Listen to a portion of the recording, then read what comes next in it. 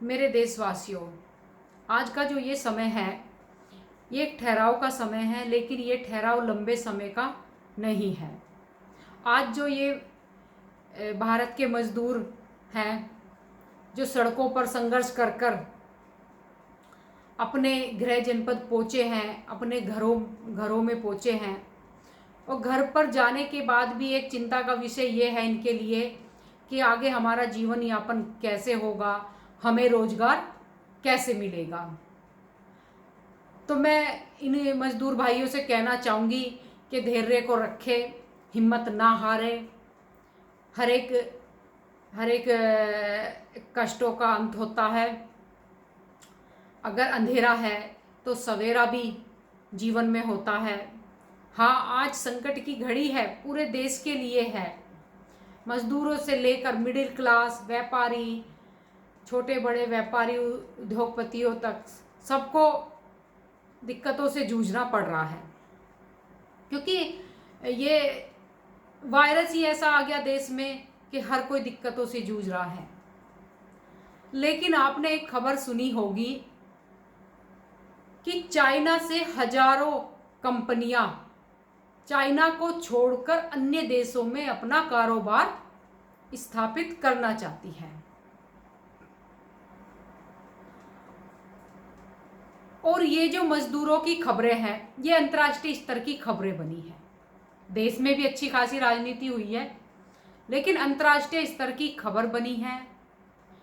विश्व के बहुत सारे देशों ने भारत पर नज़र रखी है कि किस तरह भारत का एक बहुत बड़ा मजदूर तबका बेरोजगार हुआ है, एक बहुत बड़ा तबका गरीबी रेखा के निम्न स्तर तक पहुंचा है।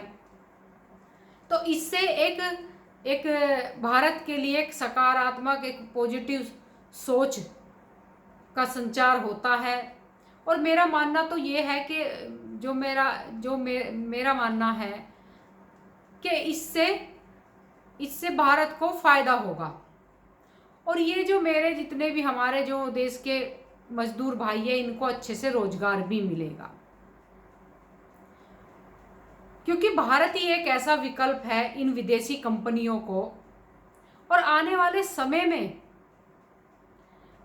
समय में ये भारत मैन्युफैक्चरिंग का एक हब बनेगा, और जिससे है ना हर एक मजदूर को हर एक मजदूर को रोजगार मिलेगा, काम मिलेगा, जो मेरा मानना है। और आने वाले समय में भारत की अर्थव्यवस्था भी बढ़ेगी, क्योंकि जिस तरह मजदूरों की खबरें इंटरनेशनल खबर बनी है, और इन कंपनियों ने, स्वाभाविक है, इन कंपनियों ने भारत पर नज़र जरूर रखी होगी, और इन कंपनियों के लिए भारत ही एक ऐसा विकल्प भी है। तो मैं तो यही कहना चाहूँगी मेरे भाइयों, संकट का समय है, विकट परिस्थिति देश में चल रही है। मेरे मजदूर भाइयों, आप धैर्य रखें, आपके कष्ट भी दूर होंगे, आपको रोजगार मिलेगा, फिर आपका जीवन यापन अच्छे से चलेगा।